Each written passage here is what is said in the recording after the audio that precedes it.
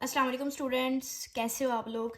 आज हम लोग जनरल एनाटॉमी चैप्टर नंबर 3 का सबसे इंपॉर्टेंट टॉपिक डिस्कस करने लगे हैं, ब्लड वेसल्स ऑफ बोन्स। ये टॉपिक एससीक्यूज के हिसाब से भी बहुत इंपॉर्टेंट है, एमसीक्यूज के हिसाब से भी बहुत इंपॉर्टेंट है और इसको अब हम करने लगे हैं। ठीक है, पहले हम आर्टिकल सप्लाई की बात करेंगे।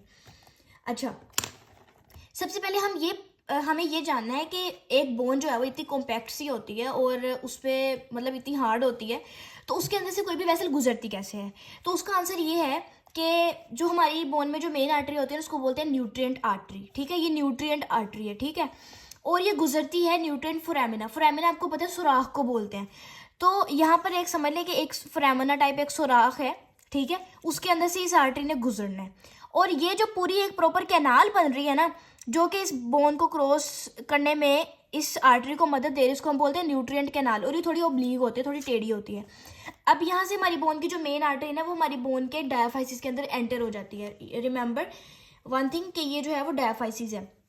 अच्छा, तो सबसे पहले क्या होगा कि न्यूट्रिएंट आर्टरी इसके अंदर एंटर हो जाएगी। अब हम उसके बाद ये देखते हैं कि ये जो न्यूट्रिएंट आर्टरी है ना, ये आगे मतलब ना जाके असेंडिंग और डिसेंडिंग ब्रांचेस में डिवाइड हो जाती है। अच्छा, ये दो बातें हो गई। अभी जब ये डिवाइड हो जाएंगी ना, तो इसको हम बोलेंगे मेडलरी आर्टरीज है। ठीक है, ये हम इनको मेडलरी आर्टरीज का नाम दे देंगे। ठीक है, अच्छा, तो एक बात याद रखिएगा कि जब ये मेडलरी आर्टरीज के हम एंड्स की बात करेंगे ना, हम ये बोलेंगे कि ये दो तरह से इसका एंड हो सकता है मेडलरी आर्टरी का। ठीक है, नंबर वन इज के इनकी एंड वाली आर्टरीज को हम बोल देंगे एंड आर्टरीज। क्यों एंड आर्टरीज बोल देंगे? क्योंकि वो एंड पर जाकर जो है वो वेनस ड्रेनेज उनकी हो जाएगी, वो कैपिलरीज बनेंगी और कैपिलरीज के बाद वेन्स बन जाएंगी। दूसरे नंबर पे वो एनास्टोमोस कर सकती हैं। एनास्टोमोस मतलब दूसरी इधर उधर वाली आर्टरीज के साथ वो जुड़ सकती हैं। ठीक हो गया। अच्छा, ये तो हो गई एंड पे क्या उनके साथ मामला तो होने हैं। अच्छा, मेडलरी आर्टरीज रास्ते में जाते हुए क्या कौन कौन सी ब्रांचेस देते हैं उसको डिस्कस कर लेते हैं। तो वो दो तरह की ब्रांचेस देती है। सबसे पहले वो देती है कॉर्टिकल ब्रांचेस। ठीक है, ये उसने कॉर्टिकल ब्रांचेस दे दी हैं। कॉर्टिकल ब्रांचेस नाम से ही पता चल रहा है कि ये कॉर्टेक्स वाली साइड पे जाएंगी। और दूसरी होती है सेंट्रल ब्रांचेस। सेंट्रल ब्रांचेस जो होती है ना, वो यहाँ पे बनाई नहीं हुई, बट यहाँ पे सेंटर में वो निकलती हैं और वो ना यहाँ पर बोन मैरो और साइनसॉइड्स को सप्लाई करती हैं। ठीक हो गया।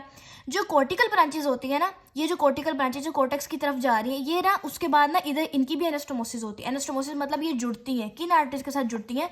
यहाँ पर ना जब मतलब जो बोन होती है ना, बोन की बाहरी वाली साइड पे ना उसकी पेरियोस्टियम के ना मतलब समझ लें कि बोन, आपको पता है बोन्स के साथ मसल अटैचमेंट्स होती हैं। तो जब कोई मसल बोन के साथ जुड़ी होती है ना, वहाँ पर उस मसल को भी कोई आर्टरी सप्लाई करती है। वो वाली आर्टरी जो उस मसल को सप्लाई करेगी ना, वो थोड़ा बहुत इस बोन को भी सप्लाई कर देगी। तो वो क्या होगा कि वहाँ से पेरियोस्टियल आर्टरीज जो है ना, वो यहाँ पर इस बोन के बाहर वाले पेरियोस्टियम को सप्लाई करती है ना।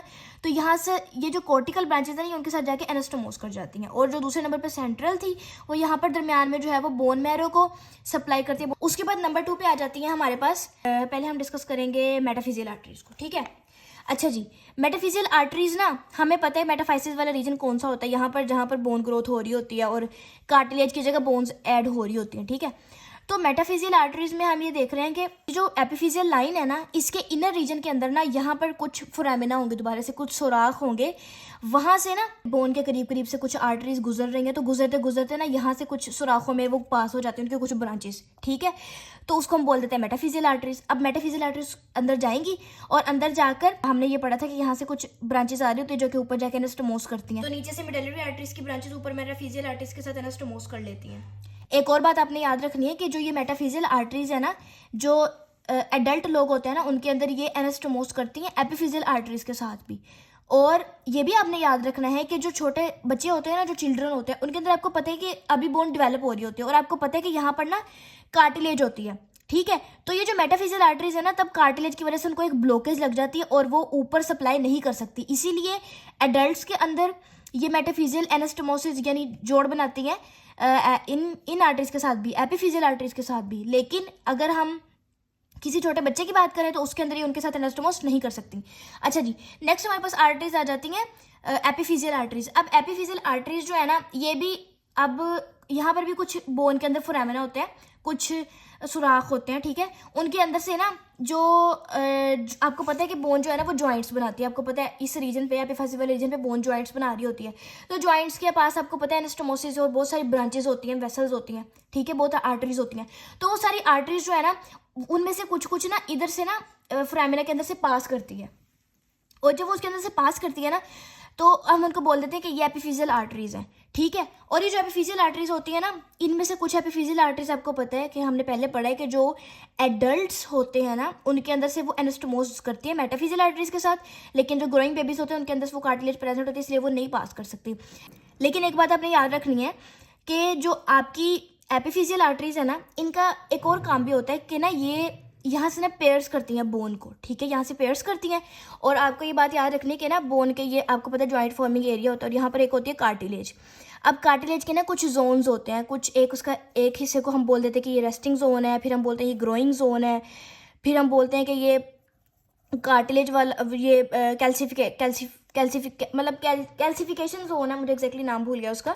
तो यानी वो कैल्शियम वाला रीजन होता है जहाँ पर कैल्शियम प्रेजेंट होता है, तो वो एंड वाला होता है बिल्कुल, ठीक है। अब जब जॉइंट बनता है ना, आपको पता है इस तरीके से दूसरी बोन होगी और इनके इर्द गिर्द एक जॉइंट बन जाएगा। यहाँ पर आपको पता है साइनोवियल फ्लूइड होता है ना, साइनोवियल फ्लूइड से ना न्यूट्रिशन मिलती है कार्टिलेज के ऊपर वाले हिस्से को, लेकिन नीचे वाले हिस्से को उस तरीके से न्यूट्रिशन नहीं मिल सकती। तो ये जो आपकी आर्टरीज होती है ना, एपिफिजियल आर्टरीज, ये यहाँ से बोन को पेयर्स करके, तो ये जो कैल्शियम वाला रीजन होता है ना कार्टिलेज का, यानी वो जोन होती है जो कैल्शियम जहाँ पर प्रेजेंट होता है कार्टिलेज की एंड वाली जोन, यहाँ पर ये न्यूट्रिएंट सप्लाई कर देती है ताकि उनको जो है वो न्यूट्रिएंट्स वगैरह जो है वो फ्राहम हो सके।